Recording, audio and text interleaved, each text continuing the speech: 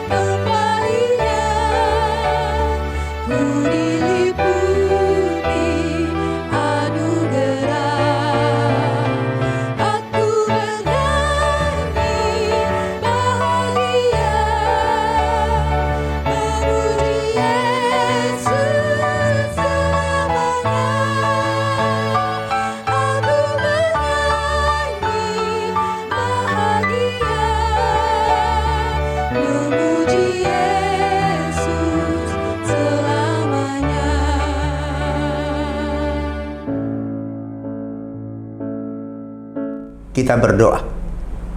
Damai sejahtera Allah yang melampaui segala akal dan pikiran, itulah yang memelihara hati dan pikiranmu di dalam Kristus Yesus Tuhan kita. Amin. Firman Tuhan untuk kita hari ini, Rabu 25 September 2024, tertulis dalam Filipi 3 ayat 13. Beginilah firman Tuhan. Saudara-saudara, aku sendiri tidak menganggap bahwa aku telah menangkapnya. Tetapi ini yang kulakukan. Aku melupakan apa yang telah di belakangku dan mengarahkan diri kepada apa yang di hadapanku. Dalam bahasa Batak Toba dikatakan demikian.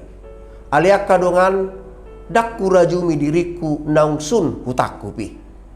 Oddo tahe huhalupahon nadipudiku hueahi akka nadijolo. Demikian firman Tuhan.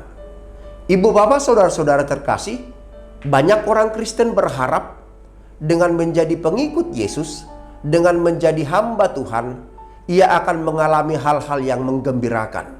Sehat selalu, jauh dari sakit penyakit, usaha lancar dan sukses, karir dan jabatan meningkat, anak-anak semuanya baik dan patuh. Apapun yang dikerjakannya berhasil dan segala usahanya beruntung. Akibatnya banyak orang Kristen putus asa atau menjadi Kristen suam-suam kuku, tidak hangat dan tidak dingin ketika kenyataan tidak sesuai dengan keinginan. Fakta dalam Alkitab dengan jelas mengatakan percaya pada Allah dan mengikut Yesus memerlukan pengorbanan. Abraham misalnya. Abraham sebenarnya sudah berada dalam hidup yang nyaman.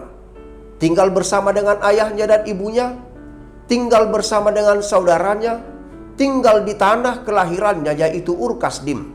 Tidak ada bencana, tidak ada kelaparan, ataupun gangguan keamanan seperti perang. Tidak ada.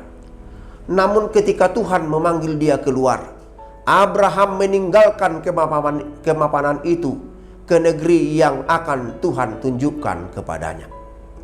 Murid-murid Yesus misalnya, Matius adalah seorang pemungut cukai, orang terpandang.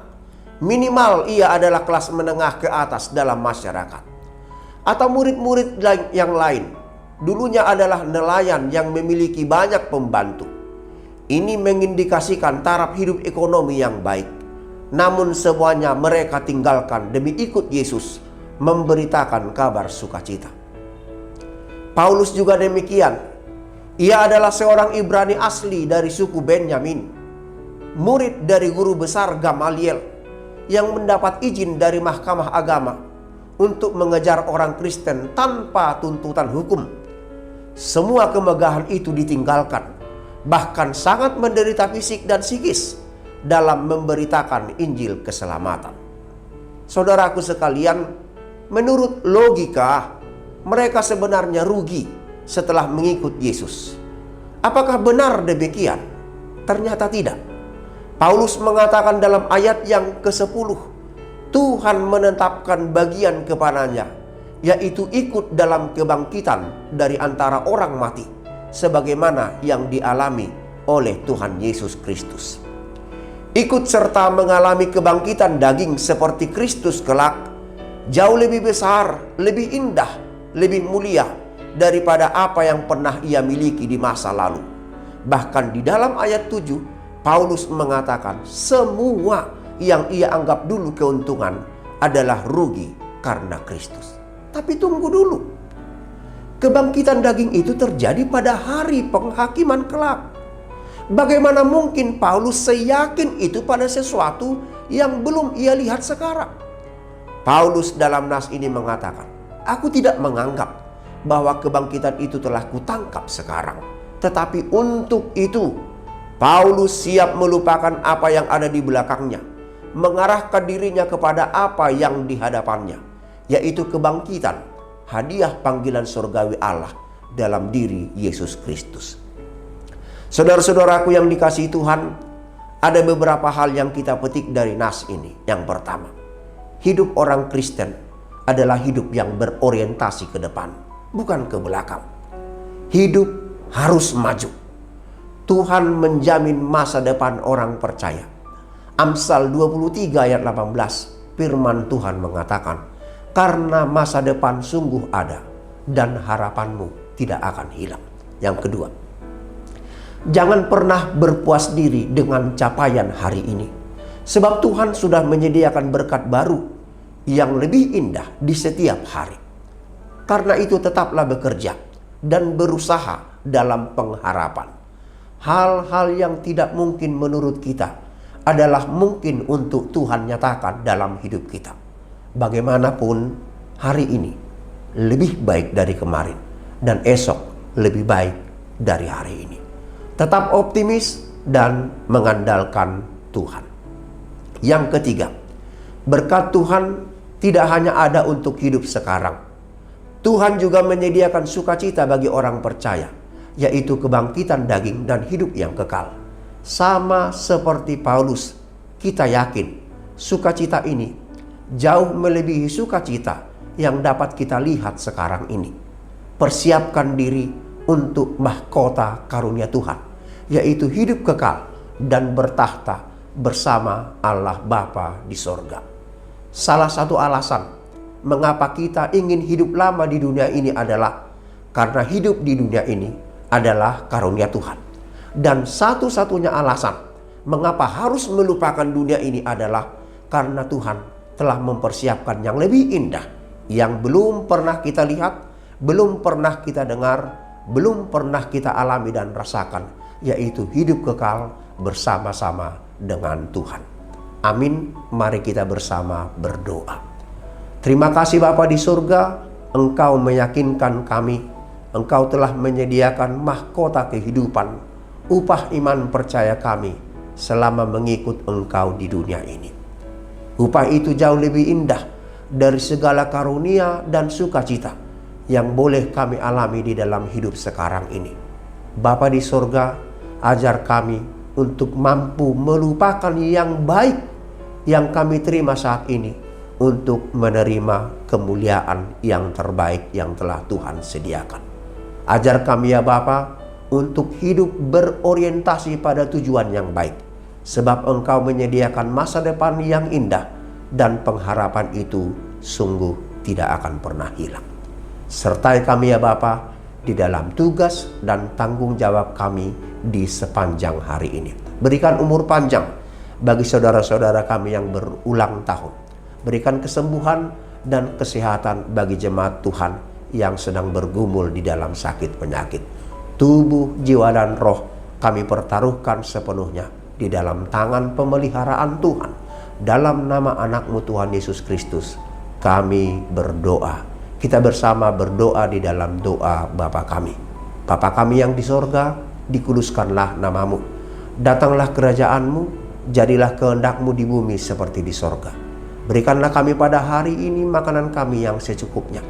Dan ampunilah kami akan kesalahan kami, seperti kami juga telah mengampuni orang yang bersalah kepada kami. Dan janganlah membawa kami ke dalam pencobaan, tetapi lepaskanlah kami daripada yang jahat. Karena Engkaulah yang mempunyai kerajaan, dan kuasa, dan kemuliaan sampai selama-lamanya. Amin. Anugerah Tuhan kita Yesus Kristus, kasih setia Allah Bapa, persekutuan Roh Kudus menyertai kamu sekalian.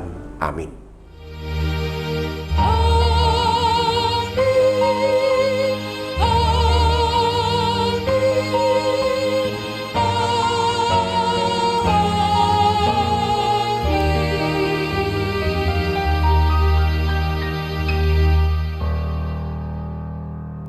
Ibu bapak, saudara-saudara sekalian, selamat beraktivitas. Shalom, Tuhan Yesus memberkati. Shalom, jemaat yang terkasih di dalam nama Tuhan Yesus Kristus. Tidak terasa sesaat lagi kita akan mengadakan Pesta Gotilon sebagai rangkaian dari seluruh program pelayanan gereja kita di tahun 2024 ini. Untuk itu, izinkanlah kami menyampaikan beberapa hal sebagai sosialisasi untuk Pesta Gotilon yang akan kita laksanakan bulan Oktober 2024 mendatang. Pesta Gotilon adalah wujud rasa syukur kita kepada Tuhan Yang Maha Kuasa atas segala rahmat, perlindungan, dan berkat yang kita terima dalam 1 tahun perjalanan kehidupan kita masing-masing. Sungguh besar kasih Tuhan bagi kita sehingga bisa melalui berbagai keadaan baik suka maupun duka. Pesta Gotilon akan kita rayakan bersama pada hari Minggu 27 Oktober 2024 dalam satu kali ibadah Minggu masuk pukul 9 pagi. Di dalam ibadah akan dilakukan juga penyematan ulos kepada jemaat yang berumur 70 tahun ke atas. Kemudian perayaan akan dilakukan di Gedung Serbaguna setelah makan siang bersama. Di dalam perayaan kita akan mengadakan tortor ketika menyerahkan sati-sati dari setiap sektor. Ada beberapa bentuk dalam pengumpulan dana di dalam perayaan Gotilon tahun ini. Tahun ini kita rencanakan sumber dana kita adalah 1. Sati-sati per sektor seperti biasa. 2. Sati-sati per keluarga atau tok-tok ripe per keluarga minimal Rp200.000 dan setiap penerimaan ini akan diwartakan dalam lembar warta gereja kita setiap minggu sampai mendekati hari pesta dan bisa dicicil. 3. Lelang. 4. Amplop ibadah Pesta Gotilon saat kebaktian. 5. Proposal eksternal dan internal untuk Pesta Gotilon. 6. Olop-olop saat perayaan. Karenanya, jemaat yang dikasihi oleh Yesus Kristus dari hati yang bersukacita dan penuh syukur kepada Allah kita, marilah memberikan persembahan Gotilon kita sebagaimana firman Tuhan disampaikan oleh Nabi Maleaki. Bawalah seluruh persembahan persepuluhan itu ke dalam rumah perbendaharaan supaya ada persediaan makanan di rumahku dan ujilah aku, firman Tuhan semesta alam, apakah aku tidak membukakan bagimu tingkap-tingkap langit dan mencurahkan berkat kepadamu sampai berkelimpahan. Marilah saudara-saudaraku yang dikasihi dan diberkati oleh Allah, bawalah persembahan syukurmu ke hadapan Allah Maha Pemurah benar, buah yang terbaik dari ladang pekerjaanmu. Tuhan Yesus memberkati kita semua. Shalom.